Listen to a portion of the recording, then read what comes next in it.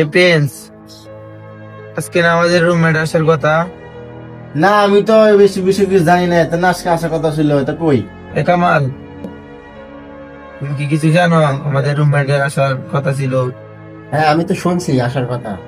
আমার সাথে ফোনে কথা হয়েছে, আসবে মনে হয় চলে আসছে। হ্যাঁ হ্যাঁ, আমার মনে হয় চলে আসছে। যাবে তো, উনি আসছে কিনা দরজার গুলো তো, আমাদের রুমমেট আসছে কিনা। এটা দেখতেছি।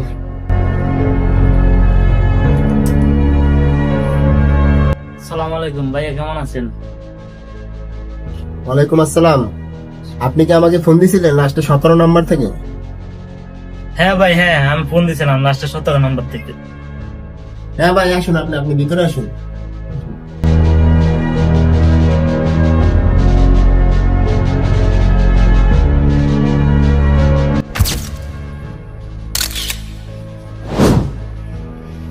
ভাই আপনার দেশের বাড়ি কোন জায়গায়?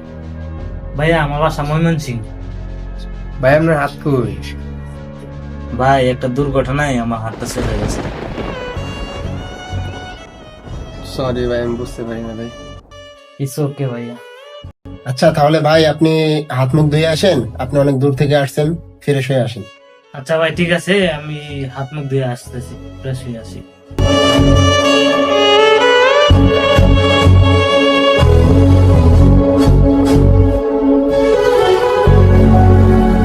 আরে বেড়া, কি লোক লেস বেড়া, হাত নাই বেড়া, দিয়ে গেলে এই লোক কিরবো বেড়া।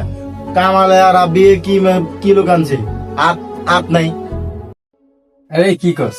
একজন মানুষের হাত নাই রাখতে পারে, তাই বলে কি অবহেলা করা যাইবো? সালুর বাইর কর, এই ঘরে কাম করবো কে? এই হাত নাই বার করে রে। তুমি এসব কি বলো? একটা মানুষের হাত নাই থাকতে পারে, তাই বলে কিন্তু তারে আমরা কি বাইরে ফেলে দিতে পারি?